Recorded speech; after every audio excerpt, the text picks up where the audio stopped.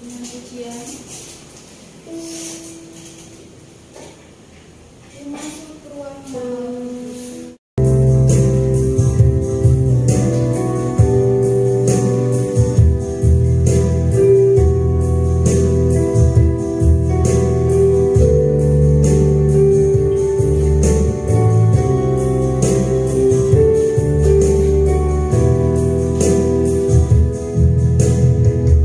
Masuk ruang malam.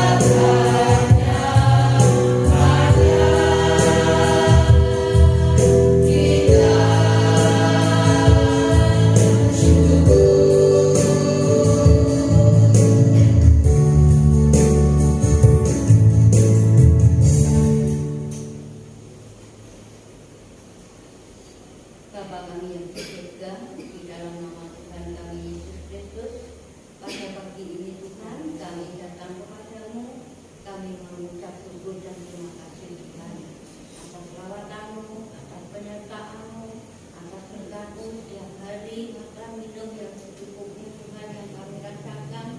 Dan kami bersyukur Tuhan saat ini kami memberi kesempatan, memberi waktu untuk datang kepadamu beribadah Tuhan, di mana Tuhan beberapa bulan kami tidak bisa beribadah, tidak bisa mengucap syukur kepadamu. Dan saat ini Tuhan kami bersyukur dan terima kasih karena kami bisa beribadah untuk datang di hadapan-Mu pagi ini Tuhan dengan senang hati dan bersuka cita Tuhan, karena Engkau, karena kami bisa memuji dan memuliakan nama-Mu bersama-sama di tempat ini Bapa. Kami bersyukur dan terima kasih Tuhan kepada-Mu. Kami mengucap syukur juga Tuhan anak-anak-Mu saat ini yang hadir, Engkau beri kesehatan semua, bisa beribadah semua yang hadir di tempat ini Tuhan. Kami bersyukur Tuhan, kami berterima kasih kepada-Mu Bapa, terlebih Bapak Ibu Gembala kami juga dengan keadaan sehat juga Tuhan. Kami bersyukur dan terima kasih Engkau tidak pernah melalaikan Bapak Gembala kami dan semua umat-Mu yang hadir di tempat ini. Satu persatu Tuhan, Engkau memperhatikan dan Engkau menjagai, melindungi dimanapun Tuhan kami berada. Kami selalu bersama-Mu Tuhan. Maka saat ini Bapa kami bersyukur, kami berterima kasih Tuhan kepada-Mu, dan sebentar juga kami akan mendengarkan firman-Mu juga Tuhan. Firman-Mu yang akan kami dengar bersama-sama ini nanti boleh menjadi berkat dan boleh menjadi kekuatan di dalam hidup kami sehari-hari Tuhan. Terima kasih Bapak, terima kasih Tuhan. Kami serahkan doa syukur kami dalam tangan-Mu. Haleluya. Mari kita puji Tuhan dengan sukacita. Kita penuhi hati kita dengan penuh rasa syukur. Dengan kita memuji Tuhan, sungai juga sukacita mengalir.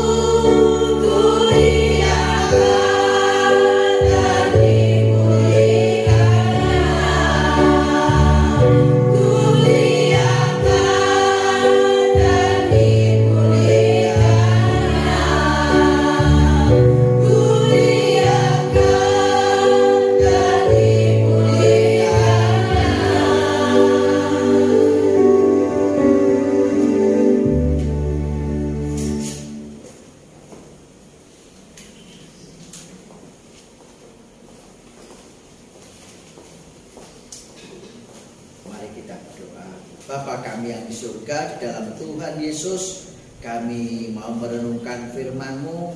Mari Tuhan urapi hati, pikiran, jiwa, dan kekuatan kami. Oleh Roh-Mu yang kudus, kami memahami kebenaran firman-Mu ya Tuhan. Dan firman-Mu bertumbuh di dalam setiap hati kami. Dalam nama Tuhan Yesus, haleluya. Amin. Silakan duduk Bapak Ibu. Salam Bapak Ibu yang dikasihi oleh Tuhan. Pagi hari ini renungan firman Tuhan, saya akan tolong nanti siap buka Alkitabnya masing-masing ya. Saya akan suruh baca bagian nanti. Saya hanya bagian awal ini saya akan percepat ya kan, sebagai hal pembukaan. Bapak Ibu Saudara yang kasih di dalam Tuhan Yesus Kristus, bahwa di dalam situasi yang ada pada saat ini merupakan hal yang tantangan besar bagi kehidupan kita. Di sisi lain perkembangan keadaan semakin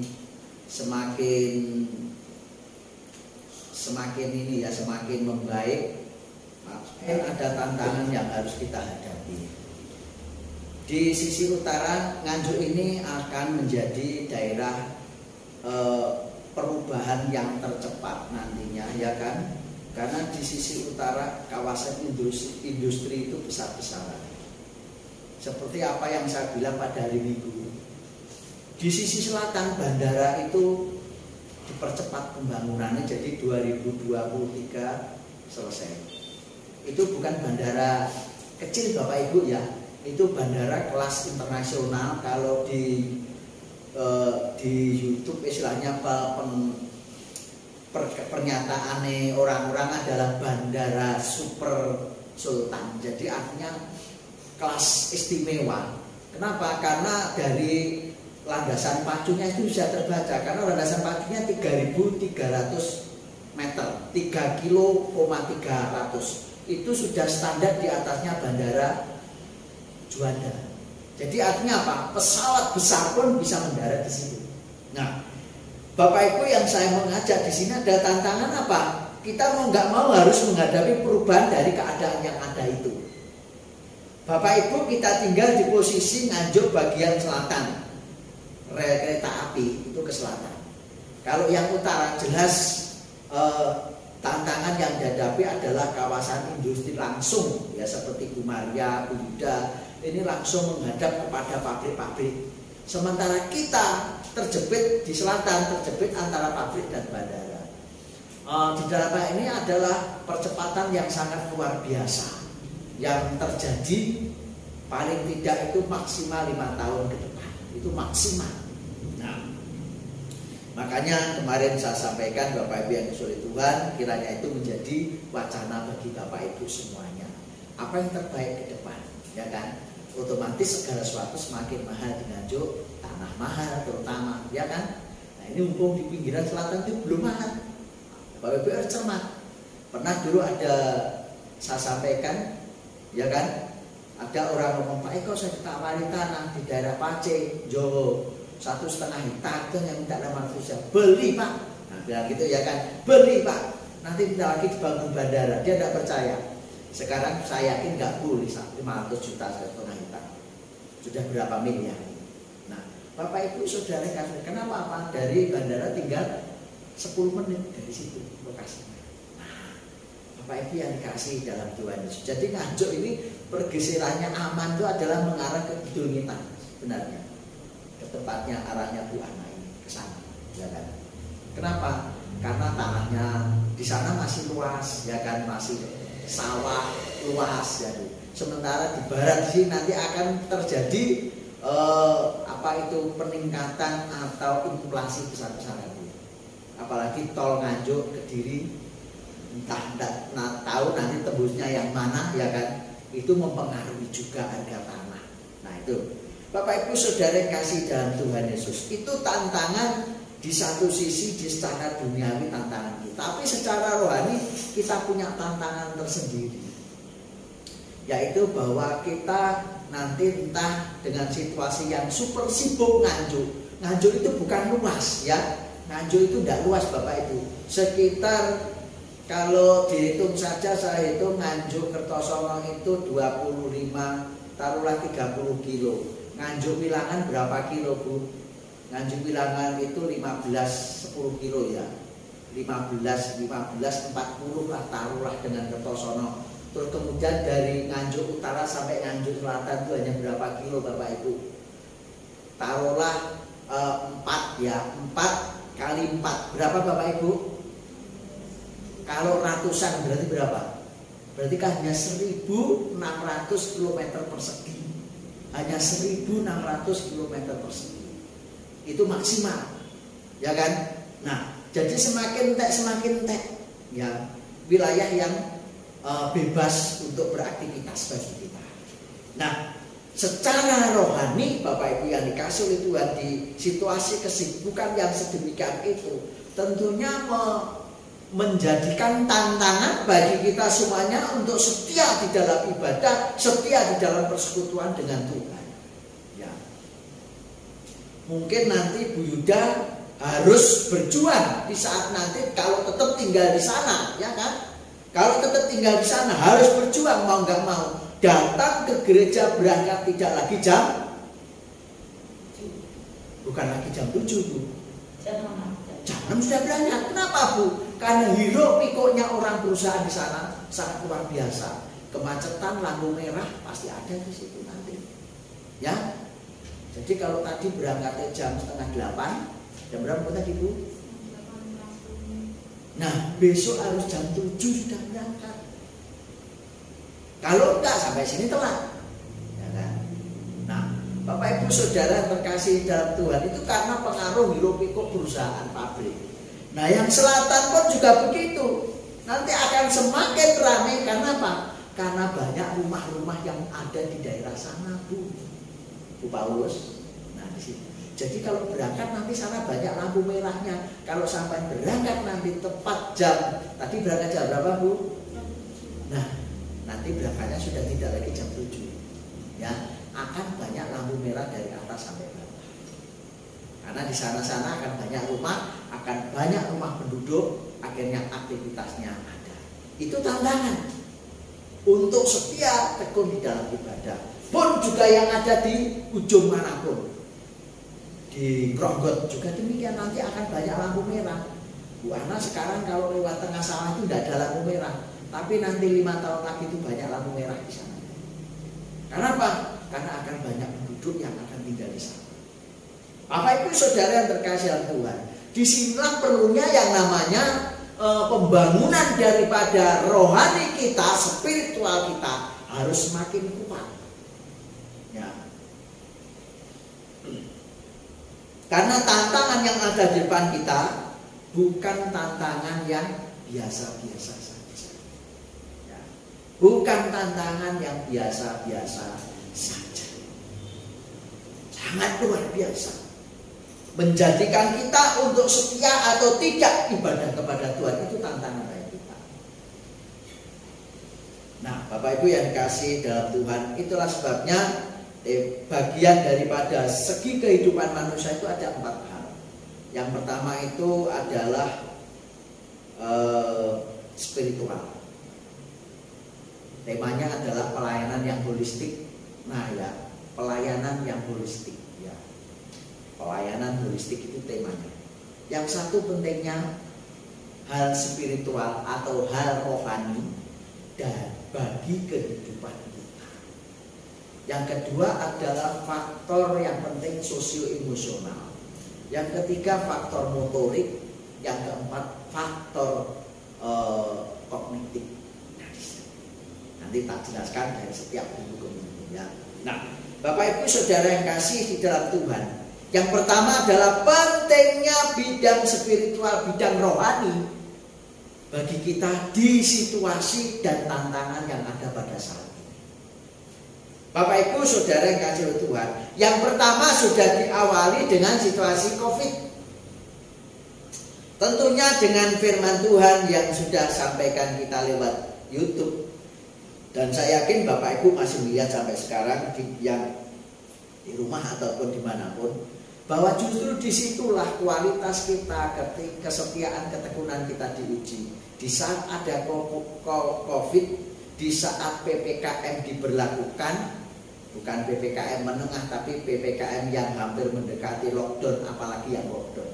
Nah, apakah masih ada persekutuan kita dengan Tuhan atau menunggu hari Minggu kalau ke gereja? Dan saya harap masih ada, ya kan? Persekutuan itu di dalam hidup kita. YouTube ibadah kita itu hanya untuk mendorong Bapak Ibu, walaupun ada PPKM, walaupun mungkin akan lockdown, Bapak Ibu tetap persekutuan dengan Tuhan di rumah masing-masing. Dari situ Bapak Ibu menunjukkan bagaimana kualitas rohani kita, Bapak Ibu. Karena tantangan kita bukan semakin kecil, semakin besar. Kemarin kan muncul varian baru, terbaru lagi, ya kan? Nah, Bapak Ibu yang dikasih oleh Tuhan, apakah Bapak Ibu akan mengandalkan pendeta? Apakah Bapak Ibu akan mengandalkan harus ibadah di gereja?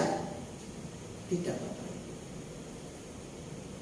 Justru disinilah kita digiring, Bapak Ibu yang dikasih oleh Tuhan, kalau kita mampu menangkap visi-misi di balik semuanya ini, yang pernah saya sampaikan, bangunlah persekutuan di keluarga masing-masing.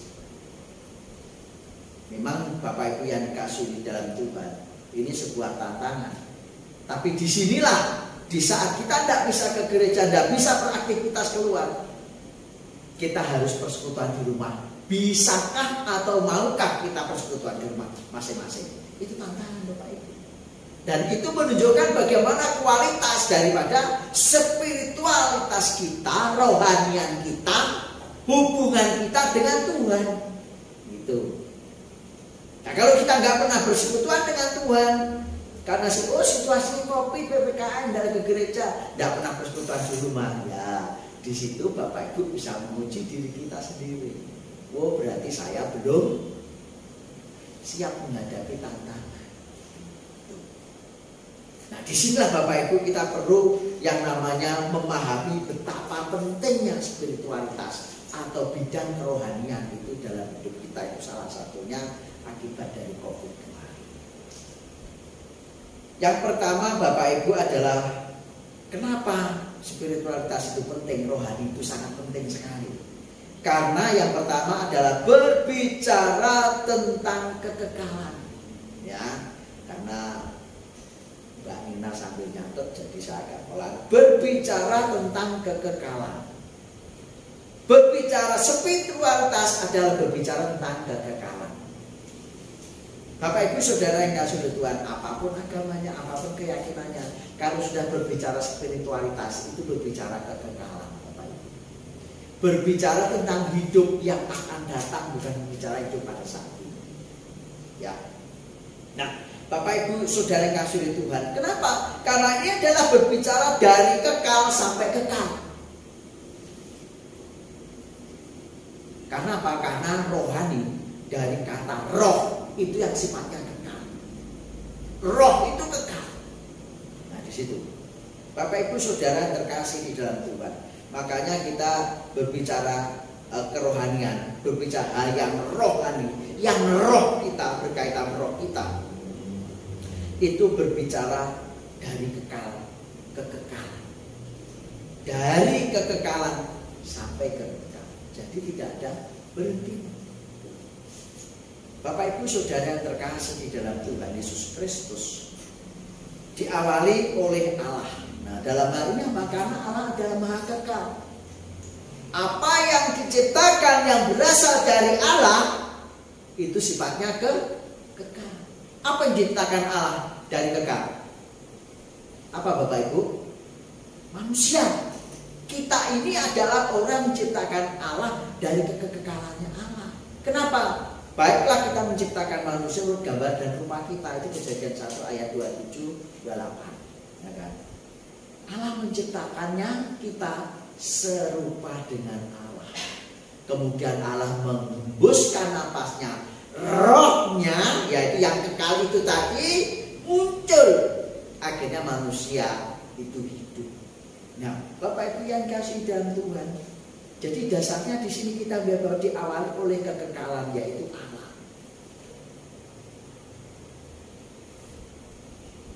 Kemudian manusia diciptakan Allah untuk menghadapi kenyataan bahwa dia memiliki roh kekekalan.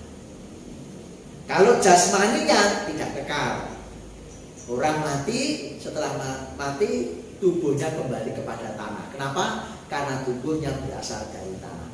Tapi rohnya yang dihembuskan oleh Allah, ya kan, itu berasal dari Allah dan sifatnya kekal.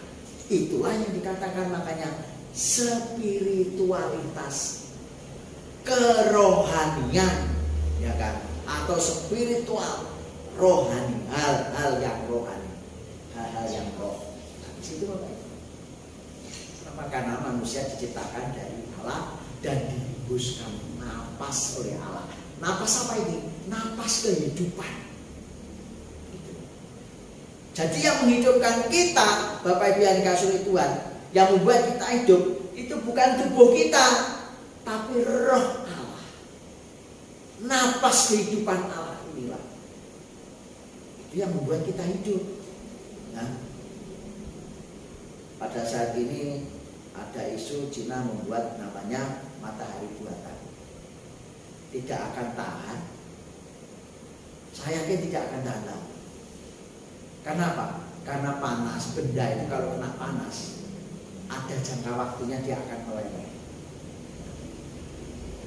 Jadi dia ingin, kalau saya menulis sana komen, ingin menyaingi Tuhan yang Maha Kuasa. Bapak Ibu Saudara yang kasih dalam Tuhan Yesus, Allah itu sumber kekekalan itu sendiri. Tidak bisa dibandingkan dengan siapapun.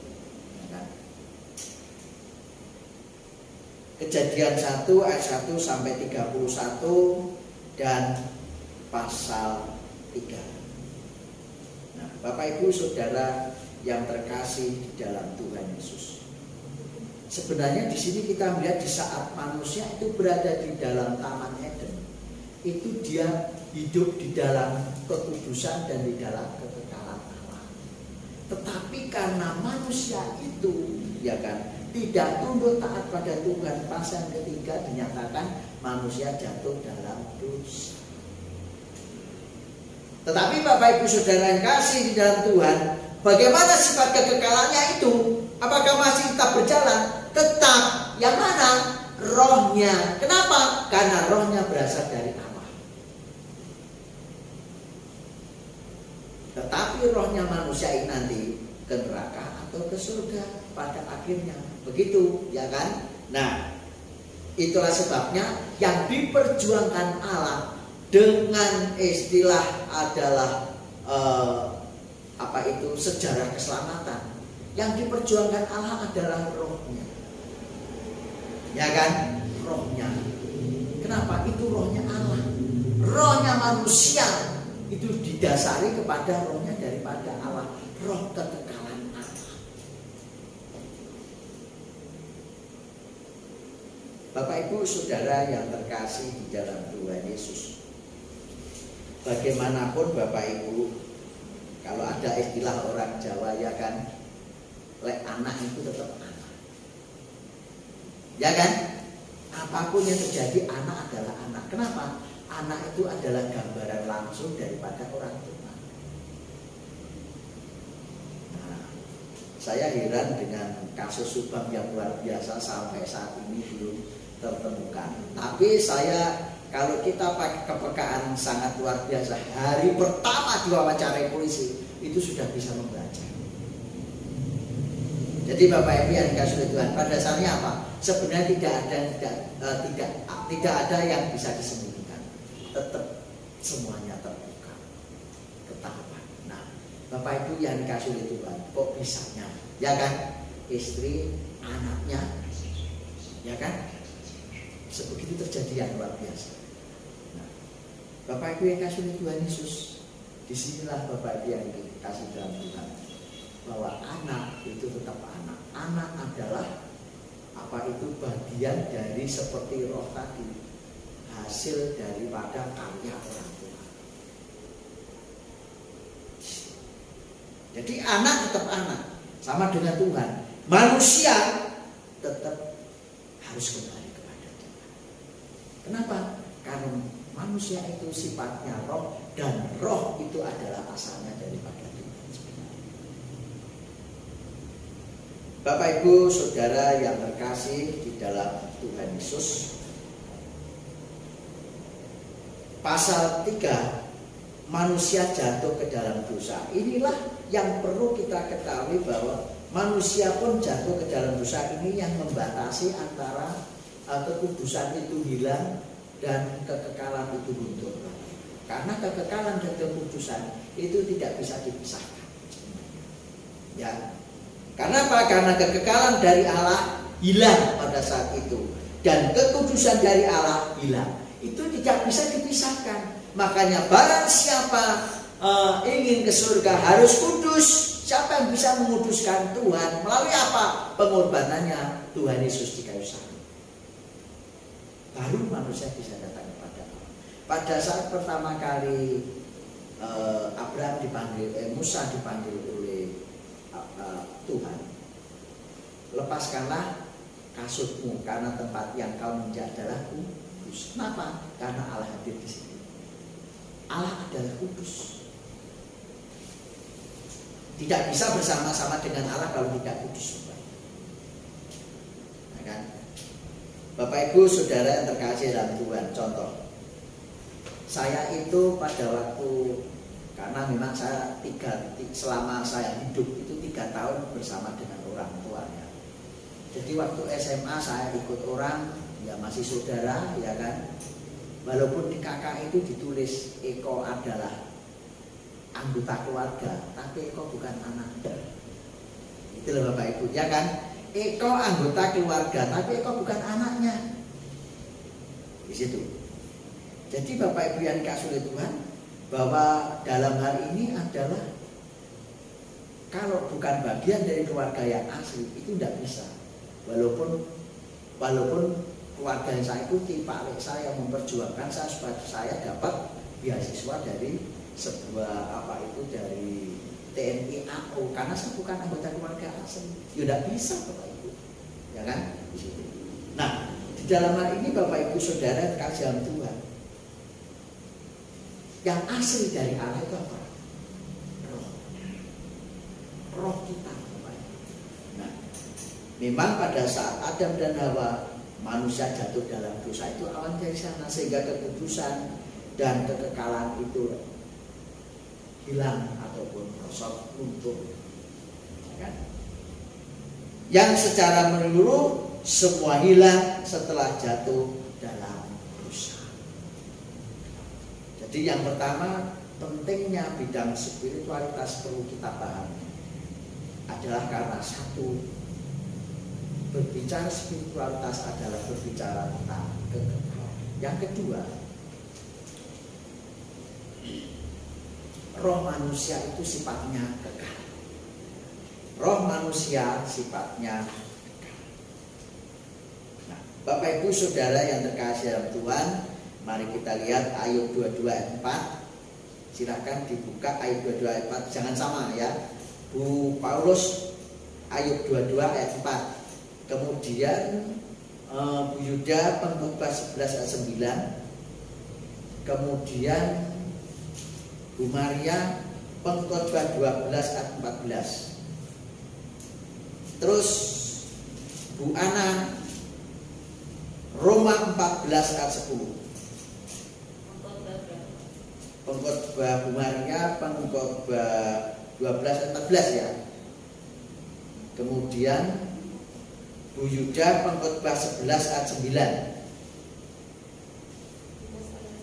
Ya. Bu Paulus Ayub 22 ayat 4. Silakan Bu Paulus dibaca. Apakah karena takutmu akan Allah maka engkau dihukumnya dan dibawanya ke pengadilan? Ya. Kemudian di situ dijelaskan bahwa dibawa ke pengadilan. Apanya? Tubuhnya, bukan rohnya. Ya, harus menghadap Allah. Pengkhotbah 11 ayat 9. Silakan Bu Yuda.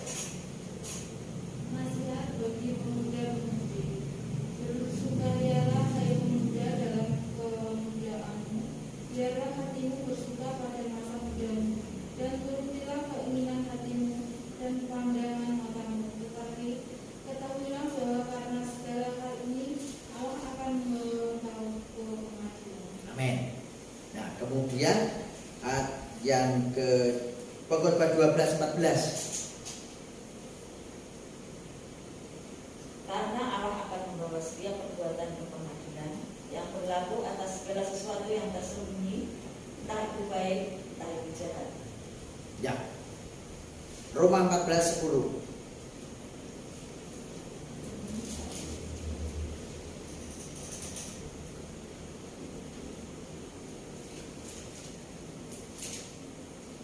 Roma 14 dan 10. Tetapi engkau mengapakah engkau menghakimi saudaramu, atau mengapakah engkau menghina saudaramu? Sebab kita semua harus menghadap tahta pengadilan Allah. Oke, terima kasih. Ya, jadi Bapak Ibu Saudara yang kasih dalam Tuhan Yesus, disinilah bahwa roh kita itu sifatnya kekal dan akan mempertanggungjawabkan perbuatan kita yang duniawi ini itu kepada kekekalan. Ya, dipertanggungjawabkan secara kekekalan. Ya, kenapa? Karena mempertanggungjawabkan bukan jasmania kita, tetapi roh kita. Itu tandanya dari sini kita melihat bahwa roh manusia itu sifatnya kekal. Itu. Jadi walaupun orangnya mati, roh itu tidak mati. Nanti harus mempertanggungjawabkan di hadapan Tuhan. Itu yang kedua, karena roh manusia adalah kekal. Sangat penting sekali untuk memahami bagaimana nanti supaya kita itu hidup di dunia ini yang baik, benar, memuliakan Tuhan, sehingga di saat mempertanggungjawabkan hidup kita di hadapan Tuhan, kita aman di situ. Yang ketiga, hati manusia pusat segala sesuatu. Baik bagi diri sendiri, baik bagi orang lain maupun baik bagi dunia. Itu yang menentukan adalah hati kita, Bapak Ibu. Dunia akan kita ubah jadi apa, kayak apa, itu tergantung hati kita, Bapak Ibu. Benar enggak?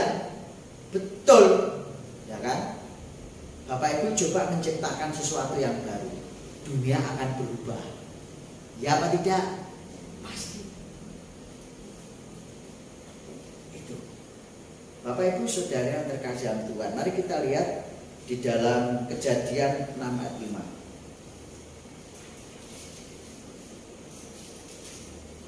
Silakan yang belum membaca mulai dimulai, ada Kejadian 6 ayat 5.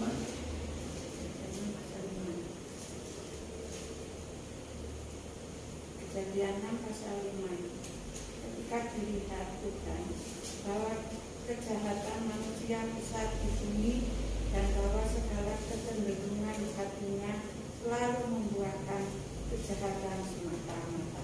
Ya, di situ kita melihat bahwa pusatnya kejahatan itu adalah manusia, hati. Jadi pusat segala sesuatu adalah di hati. Kuncinya adalah di hati kita. Hati kita. Kenapa di sini saya kaitkan dengan spiritualitas? Hati itu sebenarnya adalah situasi kedua dalam segi kehidupan manusia. Karena situasi yang pertama adalah rohnya. Rohnya itu diimplementasikan menjadi dalam hati. Karena orang selalu mengatakan pusatnya di hati. Yang ketiga adalah di jasmani aja. Ulangan 8 ayat yang ketiga saya bacakan. Jadi ia merendahkan hatimu, membiarkan engkau lapar dan memberi engkau makan mana yang tidak kau kenal dan juga tidak dikenal oleh nenek moyangmu, untuk membuat engkau mengerti bahwa manusia hidup bukan dari roti saja, tetapi manusia hidup dari segala yang diucapkan Tuhan.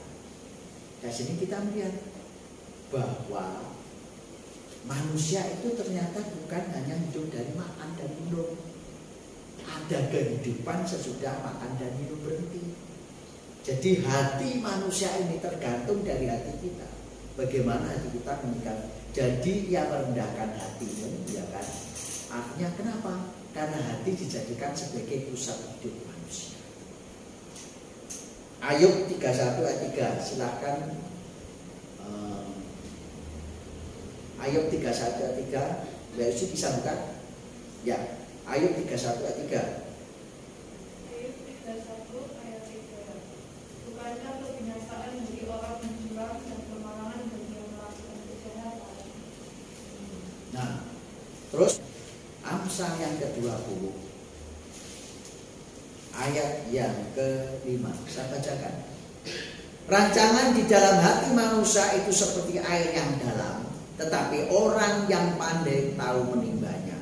Jadi rancangan di dalam hati manusia itu seperti air yang dalam. Kenapa Bapak Ibu? Tidak mudah terselami apa isi hati seseorang. Jadi hati tetap menjadi pusat apa yang akan dilakukan. Sebenarnya walaupun itu adalah implementasi dari roh tadi. Roh itu tergantung kita hidup dalam kebenaran Tuhan atau tidak, ya kan? Yang terakhir Pengkhotbah pasal Amsal Pengkhotbah 3 ayat 11. Pengkhotbah 3 ayat 11. Pengkhotbah 3 ayat 11. Ia membuat segala sesuatu indah pada waktunya, bahkan ia memberikan kekekalan dalam hati mereka. Bapak Ibu Saudara kasih dalam Tuhan Yesus, memberi kekekalan dalam hati mereka. Tetapi manusia tidak dapat menyelami pekerjaan yang dilakukan Allah dari awal sampai akhir. Jadi di sini ada sifat kekekalan di dalam hati yang merupakan implementasi, ya kan? Apa itu? Aktivitas yang nyata dari roh. Nah, roh tadi itu yang ada pada kita, roh yang kita gunakan roh siapa itu di situ. Makanya di dalam gambaran hidup manusia itu gambarnya adalah hati, ya kan? Kalau dulu mungkin ada pelajaran pernah menyampaikan ada gambaran ini.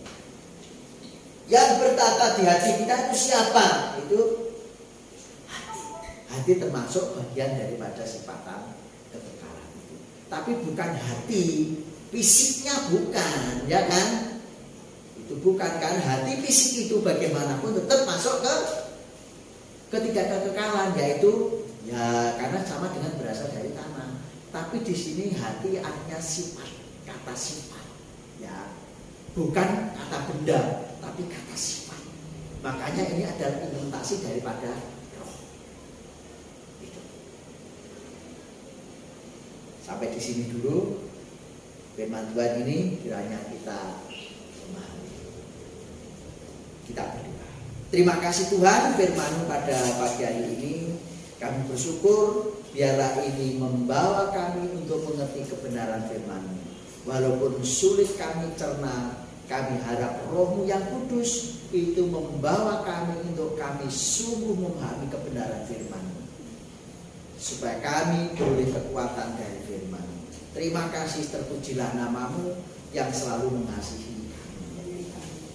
Bapa di surga, kami serahkan Bapak Ibu Saudara kami dalam tangan kasih-Mu, kuasa-Mu, keluarga demi keluarga ya Tuhan Yesus pada saat ini. Tuhan campur tangan, pimpin hati pikiran jiwa kekuatannya, pergumulannya, tantangan yang dihadapi, pekerjaan rumah tangganya, bahkan ya Tuhan Yesus yang sakit Tuhan sembuhkan. Tuhan campur tangan sehingga boleh bersama bagi kemuliaan-Mu.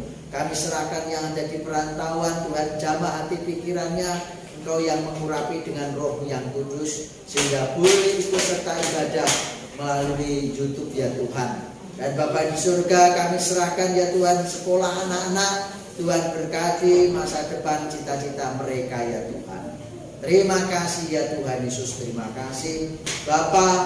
Di dalam nama Tuhan Yesus Kristus kami serahkan ya Tuhan Yesus.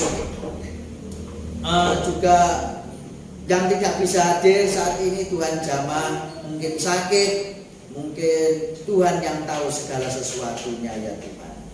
Bapa di surga, kami serahkan sinode kami dalam persiapan kongres, Tuhan campur tangan, dana panitia dan pemikiran yang ada, Tuhan campur tangan, urapi dalam kuasa-Mu sehingga boleh dipersiapkan dengan baik ya Tuhan.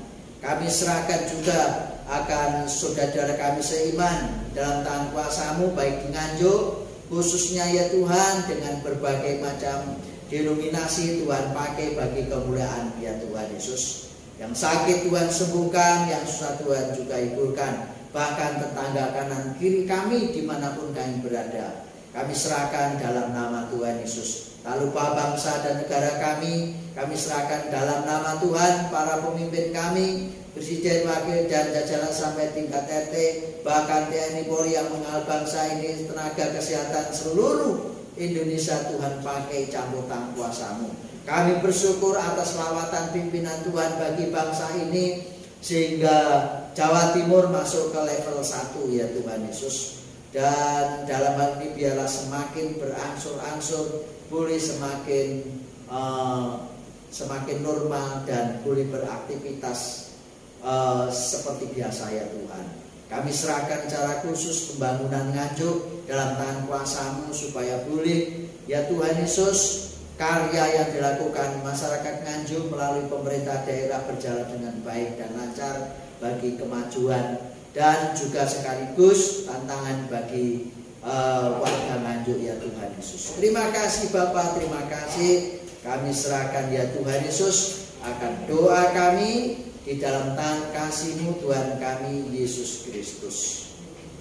Mari kita berdiri, kita akhiri ibadah kita. Allah yang punya berkat, punya kekuatan dan kuasa dan kasih di dalam Kristus Yesus, yang oleh pimpinan Roh-Nya yang kudus menyertai. Biarlah anugerah damai sejahteranya, kekuatan kuasanya melimpah atas Bapak Ibu, atas rumah tangga Bapak Ibu, masa depan dan cita-cita Bapak Ibu saudara sekalian. Dan pulanglah, jadilah garam dan terang bagi kemuliaan nama Tuhan. Di dalam nama Allah Bapa, Putra dan Roh Kudus, Tuhan Yesus memberkati. Amin.